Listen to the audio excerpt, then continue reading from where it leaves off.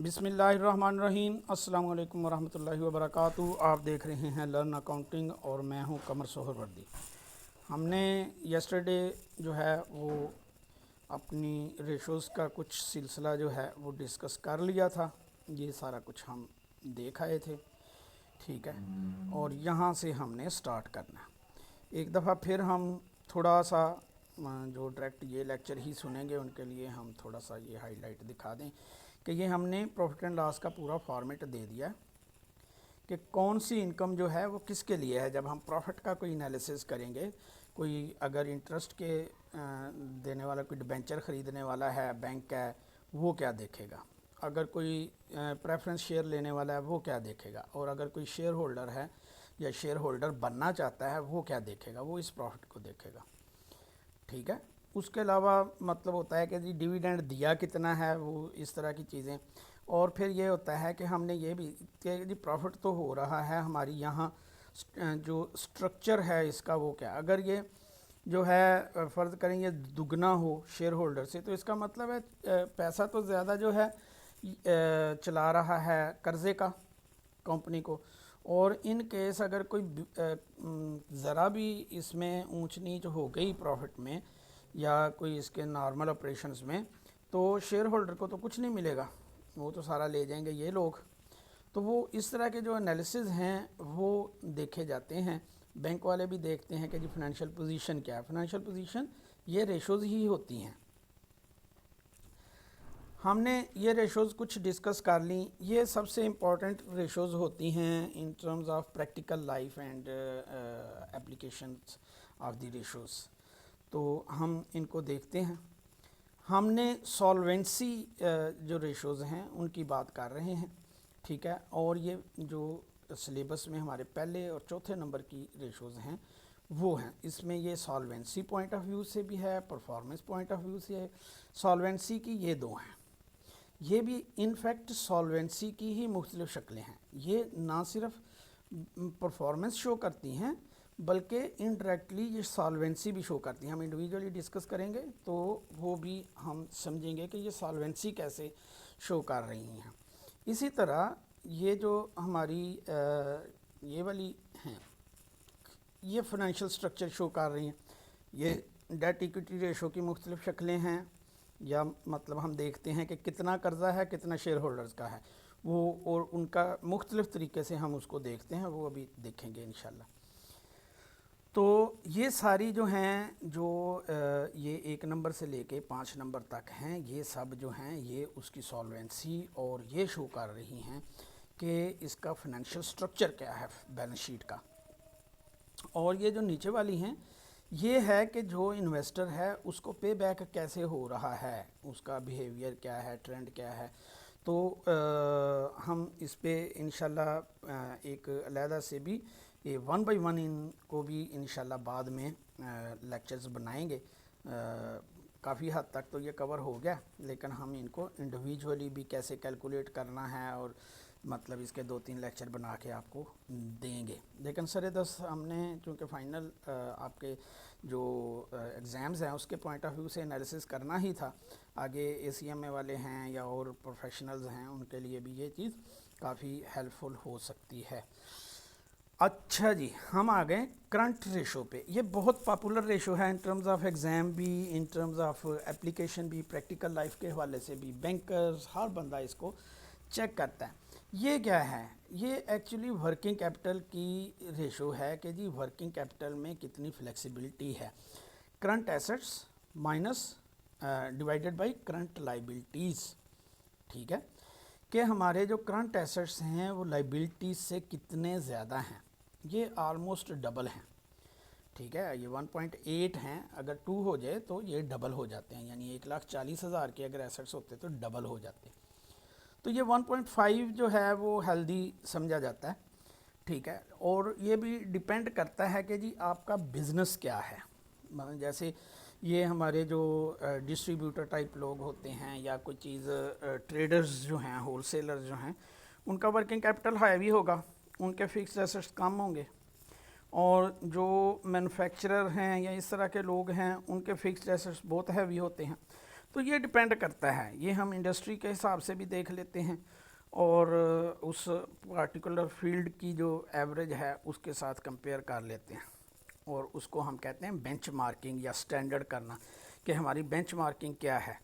उसमें आप मुख्तलिफ़ तरीके से आप देख सकते हो। कैसे आप बेंचमार्क बनाते हो? एवरेज ऑफ दी इंडस्ट्री, वो लोगों ने डाटा इकट्ठा किया होता है। एवरेज आप ख़ुद भी बना लेते हो कि आपकी नज़र में जो उस फील्ड की चंद अच्छी कंपनियां हैं उनके करंट रेशोज़ भी आप निकालते हो, उन सब को जमा करके उनकी एवरेज निकाल लेते हो और उसके साथ ख़ुद को कंपेयर करते हो और इंडिविजुअल भी उन कंपनियों की परफॉर्मेंस भी देखते हो और उनकी ये रेशोज़ भी देखते हो। एनालिसिस का मतलब तो यही है ना। तो ये बड़ा प्रोफेशनल और बड़ा वैल्यूएबल काम है। इससे बड़े की डिसीजंस जो हैं वो किए जा सकते हैं जो आपकी कंपनी को चेंज कर सकते हैं। तो इससे हमें पता क्या चलता है? इससे हमें पता चलता है कि जो हमारी करंट लाइबिलिटीज़ हैं वो 70,000 की हैं। ये सब लोग अगर भैया वक्त पैसे मांग लें तो हम में कितनी सलाहियत है कि हम इनके पैसे वापस दे सकते हैं? ये करंट रेशो है। तो हम में बहुत अच्छी सलाहियत है, हम 1.8 है, सब भी मांग लें, हम सबको पैसे दे के भी हमारे पास सफिशेंट पैसे बच भी जाते हैं। लेकिन वो कहते हैं कि जी इसमें तो आपके स्टॉक भी हैं, स्टॉक में को तो कन्वर्ट होने में बड़ा टाइम लगता है और ये सब तो लाइबिलिटीज़ हैं कैश बेस, इन्होंने तो कैश मांगना है। तो आप स्टॉक तो नहीं बेच दोगे, आपने तो बिज़नेस भी चलाना है और स्टॉक बेचना भी चाहोगे तो कोई ग्राहक बाहर थोड़ी खड़ा है कि जिसको आप बेच दोगे। तो स्टॉक को तो इसमें से निकाल ही दो। और स्टॉक में बहुत सारे स्टॉक होते हैं, जैसे स्पेयर पार्ट्स हैं। ज़रूरी नहीं है कि स्टॉक में सिर्फ मटेरियल्स ही हों कि जी ये फैब्रिक पड़ा हुआ है तो ये सिर्फ फैब्रिक है, और फैब्रिक आप सेल बैक थोड़ी करोगे, आपने तो उसकी पेंटें बनानी हैं, गारमेंट्स बनाने हैं और फिर उसको बेचना है। तो वो कब बनेगी, ग्राहक आएगा फिर आप उसको कन्वर्ट करोगे, या आपके पास पहले से भी ग्राहक है तब भी उनको 2 महीने लग जाएंगे, पूरा प्रोसेस होने में 3 महीने लग जाएंगे।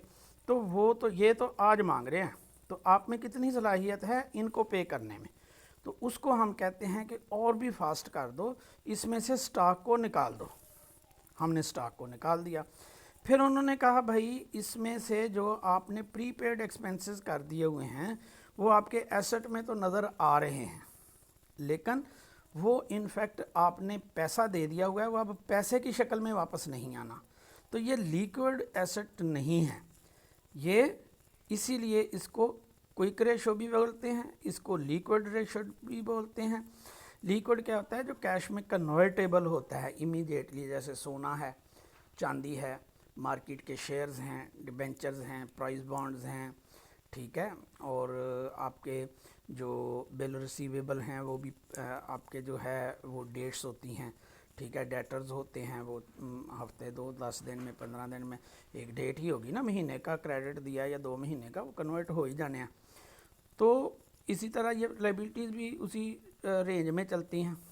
तो हम कहते हैं कि जनाब ये इसमें से स्टॉक भी निकाल दें, इसमें से प्रीपेड भी निकाल दें।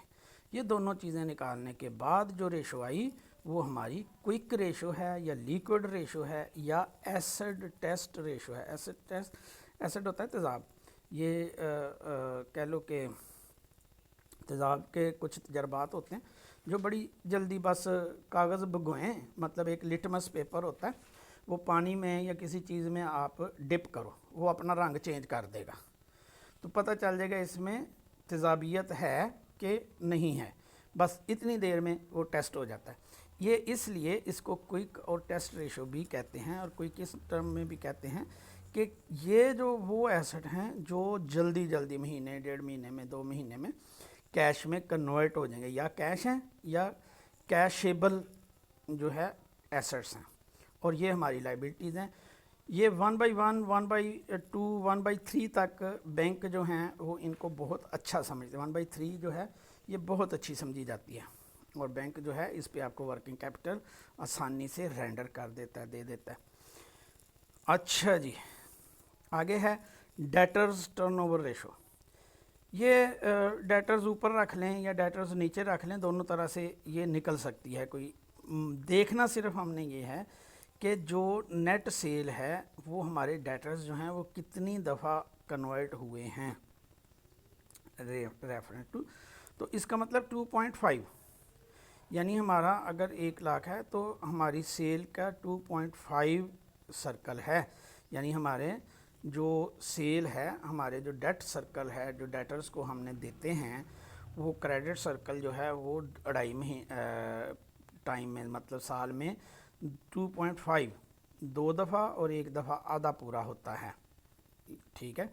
यानी 2 साल में 5 दफ़ा हमारा जो आज पैसे ले गया है डेटर, वो 2 साल में 5 दफ़ा हमें पैसे देगा।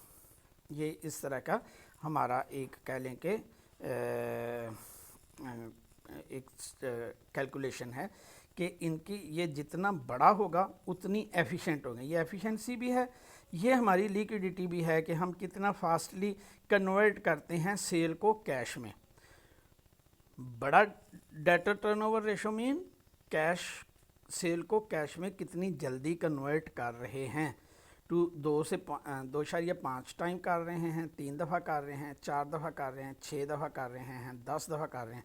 आप इमेजिन करें ना, ये हमारा 40 से अगर 20 हो जाए तो ये 5 टाइम हो जाएगा। तो इसका मतलब है डेटर्स जो हैं वो 5 टाइम जो है वो सर्कुलेट करते हैं in the year. That's mean कि अब अगर ये 365 दिन का साल है, उसको ये इस पर डिवाइड करें तो एक जो डेटर है या हमारे डेटर्स जो हैं उनकी एवरेज एज 146 दिन है। अगर ये 5 हो जाएगा तो ये आधी रह जाएगी। बात समझें? तो ये इस तरह से इसका यानी ये एनालिसिस जो है वो लिक्विडिटी या हमारी सॉल्वेंसी से बनता है, और ये हमारी एफिशिएंसी से भी बनता है, ठीक है। अब यही चीज़ जो है वो क्रेडिटर्स के लिए है, लेकिन क्रेडिटर्स का ताल्लुक चूँकि सेल से नहीं होता, वो हमारी परचेज से रिलेटेड है, तो हम परचेज यूज़ करते हैं और नीचे क्रेडिटर्स। आप ये याद रखें कि अगर ओपनिंग और क्लोजिंग क्रेडिटर्स हैं तो हम दोनों को जमा करके एवरेज क्रेडिटर्स या एवरेज पेबल्स की बात करते हैं, और यहाँ भी एवरेज रिसीवेबल की बात करते हैं। आप अगर बैलेंस शीट में देखेंगे तो हमने बीआर और डेटर्स, बिल रिसीवेबल और डेटर्स के बैलेंस को जमा किया है, और यहाँ भी क्रेडिटर्स और बिल पेबल को जमा किया है। बिल पेबल की नेचर यही होती है कि हम कुछ लोगों को तो ऐसे ही बगैर किसी डॉक्यूमेंट के उधार दे देते हैं, वो हमारे डेटर्स हैं। और कुछ लोग होते हैं जो पेमेंट लेने जाने पर हमें सही तरह से अपने वादे के मुताबिक प्रॉमिस्ड पेमेंट नहीं देते, तो उनसे हम पोस्ट डेटेड चेक के साथ एक हम उनको कहते हैं कि जी एक डॉक्यूमेंट हमें साइन करके दे दो।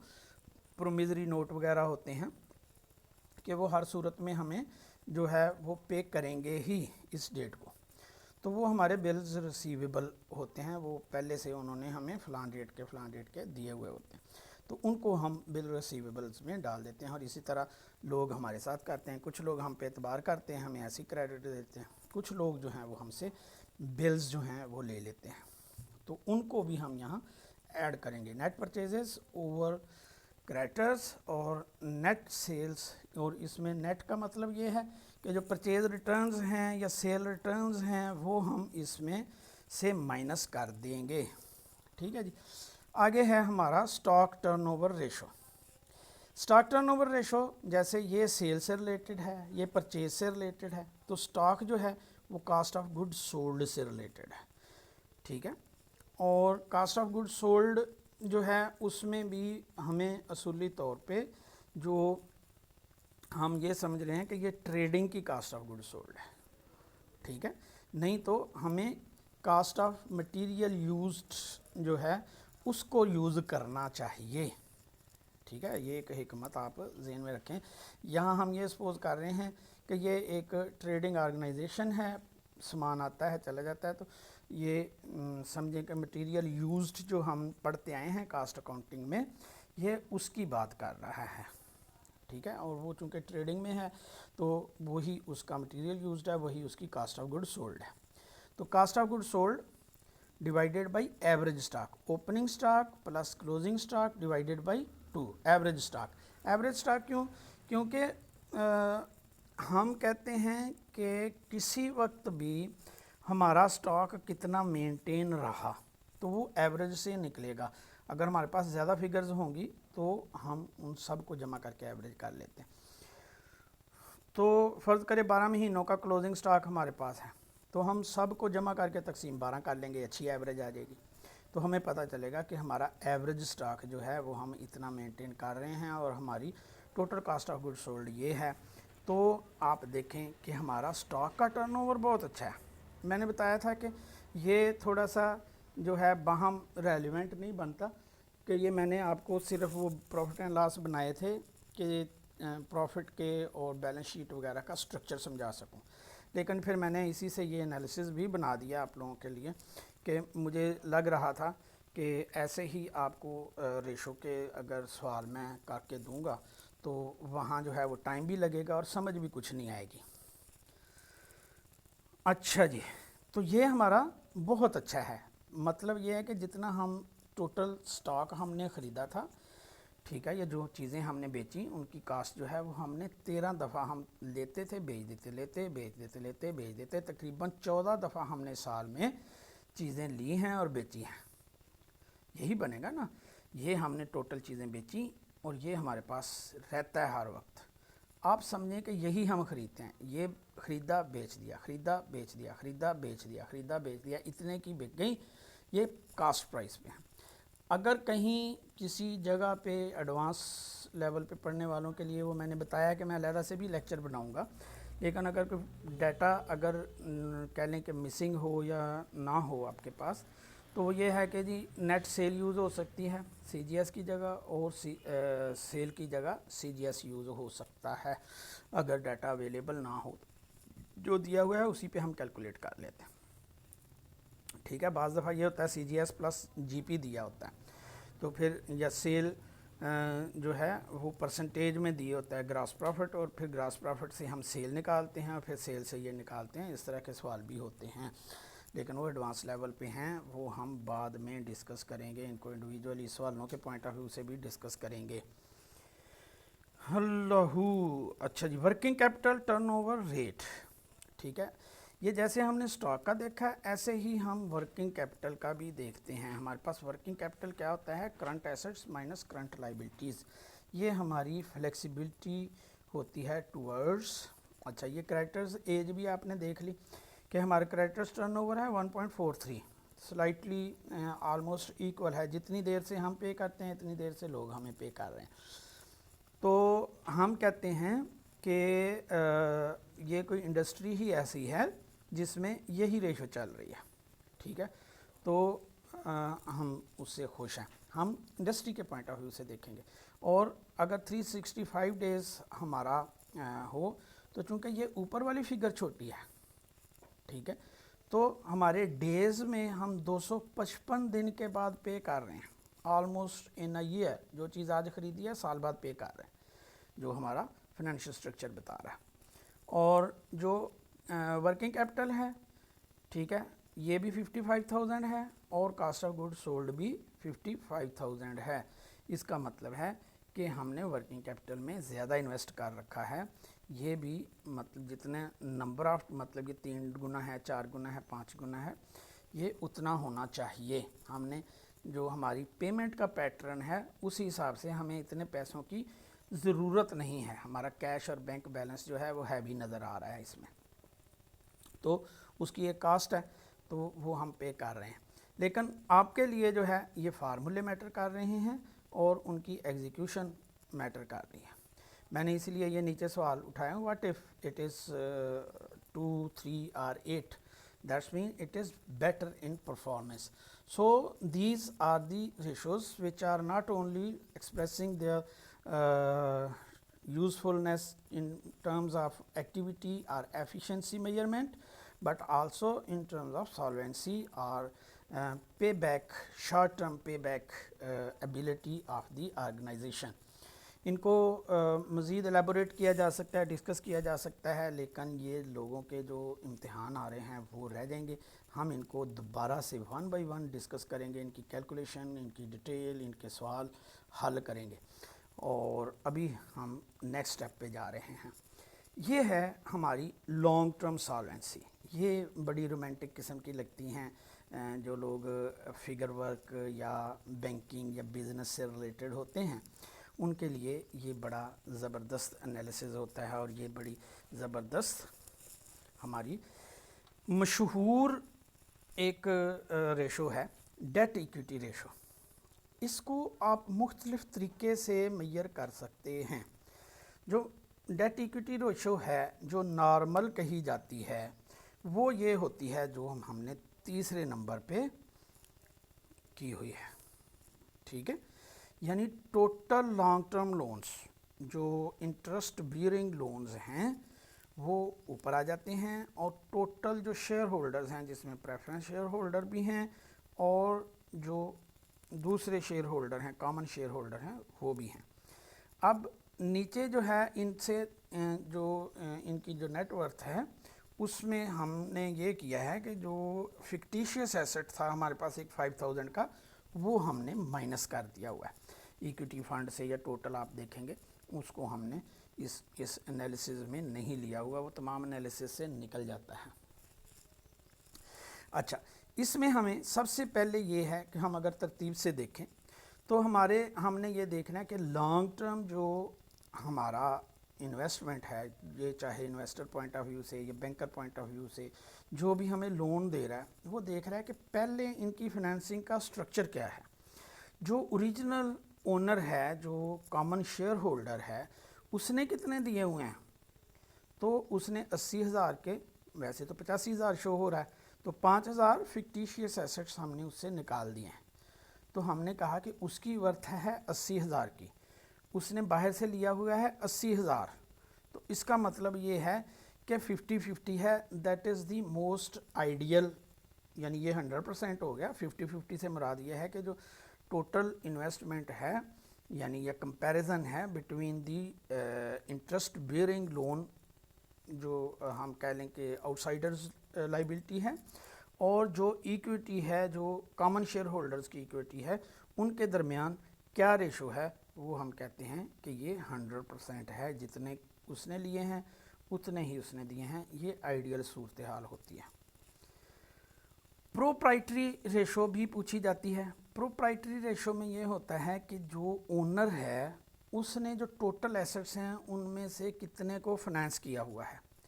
यानी जो कॉमन शेयर होल्डर है उसने, अब हमारी बैलेंस शीट में 2,55,000 के एसेट्स शो हो रहे हैं जिसमें 5,000 के फिक्टिशियस एसेट हैं, जो इनटेंजिबल एसेट्स हैं वो हमने निकाल दिए।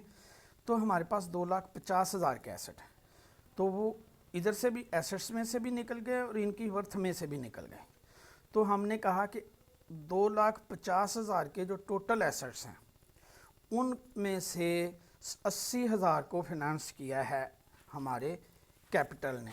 कॉमन शेयर्स होल्डर्स जो कैपिटल है उसमें कुछ पेड अप कैपिटल है, कुछ रिजर्व्स हैं, कुछ उसमें जो है वो प्रॉफिट एंड लॉस है, वो भी तो एक्चुअली इनका ही हिस्सा होता है ना। मालिक का ही पड़ा हुआ है, उसने प्रॉफिट हुआ वो वहीं पड़ा रहने दिया, उसमें से ड्राइंग नहीं की। ड्राइंग सिर्फ वो है जो डिविडेंड की सूरत में उसने ले लिया। तो ये हमें बताता है कि 32% ऑफ द एसेट्स जो हैं वो फिनांस हुए हैं इक्विटी से, ठीक है। और ये इसी में हम इसको इस तरह से भी दे सकते हैं। डेट इक्विटी रेशो की एक शक्ल ये भी है कि लॉन्ग टर्म लोन्स और total common and preference share holders के साथ उनकी क्या रेशो है, तो वो 80% है, ठीक है।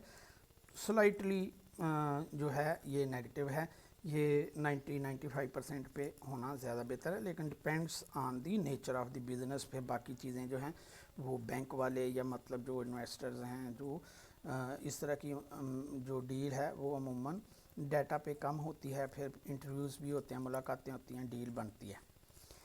Debt to total invest, total investment क्या है, हमारे जितने एसेट्स हैं उनमें से हमने सिर्फ फिक्टिशियस एसेट्स अगर निकाल दिए तो टोटल इन्वेस्टमेंट बन जाएगी, ठीक है। अब हमारे 2,50,000 के जो एसेट्स हैं, अगर मैं ज़बानी आपको बताऊं तो 80,000 हमने फिनेंस किया है इसमें से जो है विद आवर इक्विटी। 70,000 हैं करंट एसेट्स, तो 1.5 लाख तो हो गया ये, बाकी बचा 1 लाख। 1 लाख में से जो 80,000 है वो लॉन्ग टर्म लोन है और 20,000 जो है वो कॉमन। ये हमारा स्ट्रक्चर है कि 2,50,000 को फिनेंस किस तरह से किया गया है, ठीक है जी। तो उसी को हम कहते हैं कि लॉन्ग टर्म लोन्स हैं हमारे 80,000 के, टोटल एसेट्स जो हैं, लॉन्ग टर्म एसेट्स जो हैं या लॉन्ग टर्म लोन्स जो हैं वो हैं हमारे 1,80,000 के, ठीक है। तो हम कहेंगे कि ये 44% जो है वो हमने किया है लोन से, और 56% जो है वो हमने किया है इक्विटी से, चाहे वो प्रेफरेंस है चाहे वो कॉमन शेयर होल्डर्स है। और इसी तरह हम total shareholder to total asset जो है वो देखते हैं, तो हम कहते हैं कि टोटल शेयर्स में से 40% जो है वो हमारे जो हैं शेयर होल्डर्स इक्विटी है। और हमने पता है कि जी हमने जो कह लें कि लोन है वो हमने लिया हुआ है वो कह लें कि 80,000 का है, तो वो भी तकरीबन टोटल एसेट्स का इतना ही बनेगा, थोड़ा सा मतलब 32% के अराउंड बनता है। ये देखें, ये इक्विटी है, इतना ही लॉन्ग टर्म लोन है। तो 40% ये है, 32% ये है, 72% हो गया। तो 18% जो है वो हमारा जो है वो है with current liabilities. In total assets को जो स्ट्रक्चरिंग है वो इस तरह से बन जाएगी।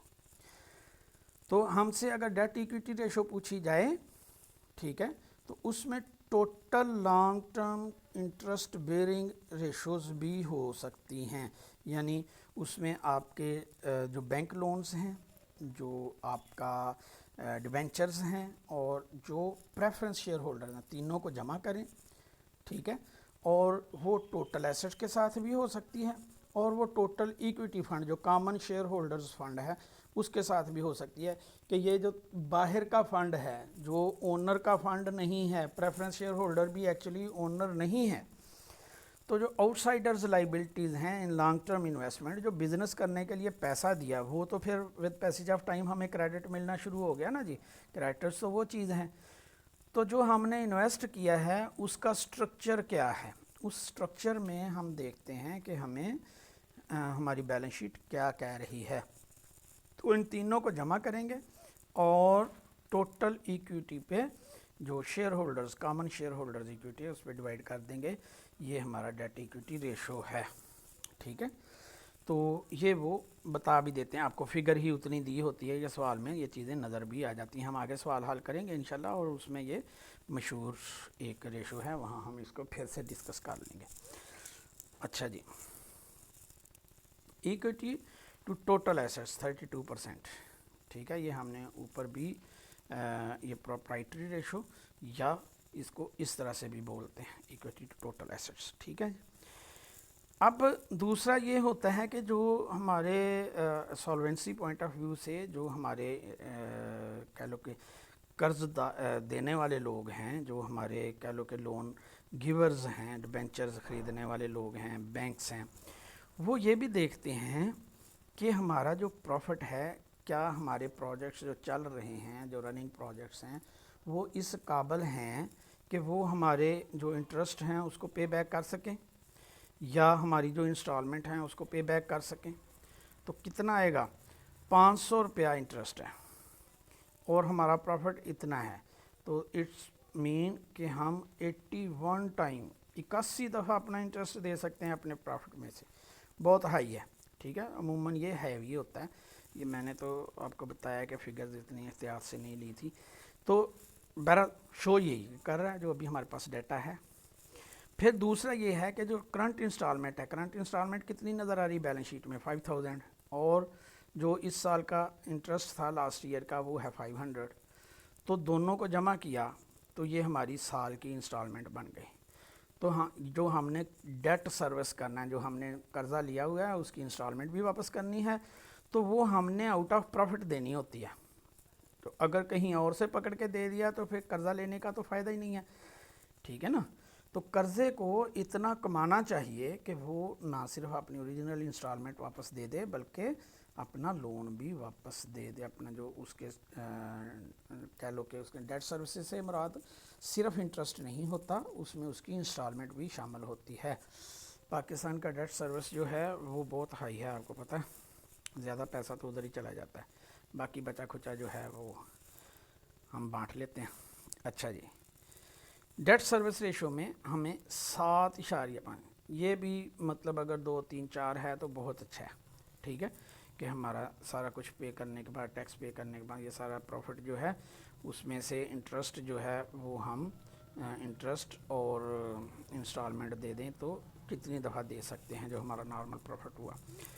कैपिटल कैरेज गियरिंग, ये भी एक मशहूर है। कैपिटल गियरिंग से मुराद ये होती है कि इक्विटी फंड और interest bearing funds, interest bearing funds में प्रेफरेंस शेयर, लोन, डिबेंचर्स, ठीक है, long term interest bearing loans जो हैं वो सारे आ जाते।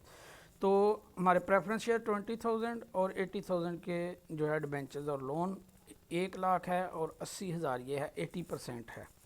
तो हम कह लें कि थोड़े से हाई गियर्ड अगले दूसरे गियर में जा रहे हैं, लेकिन इट इज़ नॉट अब normal, it's good composition overall, ठीक है जी। तो ये हमारा जो है कह लें कि as a solvency in terms of interest और लोन गिवर्स जो है वो बन जाती है। इसके जो हमारी ये गियरिंग और कह लें कि जी कितना लोन है कितना, वो चीज़ शेयर होल्डर्स को भी मैटर करती है, लेकिन वो इंटरेस्ट में इंटरेस्टेड नहीं होते, वो इंटरेस्टेड होते हैं डिविडेंड में। तो डिविडेंड की दो कह लें कि हैं, या ओवरऑल हम इनको देख लेते हैं। डिविडेंड पर शेयर, हमने डिविडेंड दिया था 5,000 और हमारे शेयर्स हैं 3,000, तो पर शेयर कितना हुआ 1.67, आसान है ना। तो मैंने बताया था कि नाम में ही जो है वो रेशो छुपी होती है, dividend per share, dividend yield पर शेयर, ठीक है। हमें जो है वो फ़र्ज़ करें मार्केट प्राइस जो है वो है 15 रुपये और हमें डिविडेंड मिला है 1 ये यहाँ राउंड ऑफ हो गया 1.67 ही है, 1.67 डिवाइडेड बाई 15 रुपये तो 11%।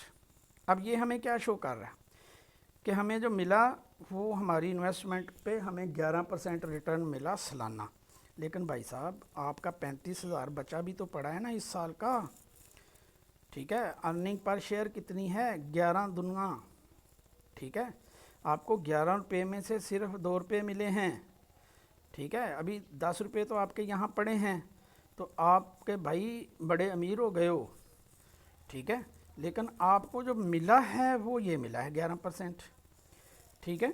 तो डिविडेंड यील्ड पर शेयर 11.1% है और ये एब्सोल्यूट वैल्यू में है, लेकिन पर share earning per share EPS ये बड़ी मशहूर है, तो इस पे देखा जाता है, इसी से फिर मार्केट की वैल्यू बनती है अर्निंग पर शेयर से। कैसे? अच्छा ये आगे हम देखते हैं, ये नीचे सबसे हमने कैलकुलेट प्राइस अर्निंग रेशो से ये पता चलता है।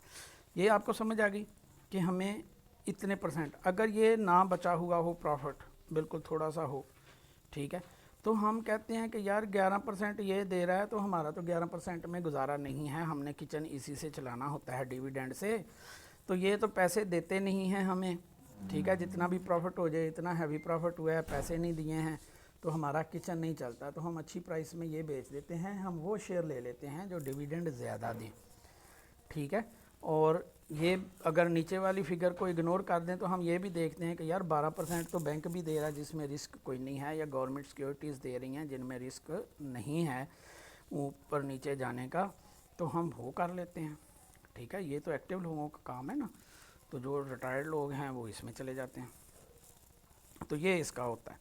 EPS earning per share, dividend per share की तरह ये अर्निंग पर शेयर भी सेम चीज़ ही है, लेकिन इसमें टोटल प्रॉफिट हमारे जो डिविडेंड, मैंने क्या कहा था कि प्रॉफिट वो लेंगे जो जिससे रिलेटेड है, जो कॉमन शेयर होल्डर से रिलेटेड प्रॉफिट कौन सा है, जो सबसे एंड पे आया 35,000, 35,000 को 3,000 पे तकसीम किया number of common share holders या कॉमन शेयर्स, शेयर होल्डर तो 10 भी हो सकते हैं, सबके पास 300 हों, शेयर होल्डर जो हैं वो 20 भी हो सकते हैं, 150 शेयर होल्डर, लेकिन ये है कि इतने शेयर्स हैं 3,000 शेयर, एक शेयर को मिला है के हिस्से में जो एक्चुअल प्रॉफिट हुआ है वो तकरीबन 12 रुपये 11.67 रुपये जो है वो हमारा जो है प्रॉफिट हुआ है। ठीक है, तो ये काफ़ी हैवी है, तो हमारे लिए बड़ी हौसला अफजा बात है। इससे जो मार्केट प्राइस है वो शेयर की अप हो जाती है।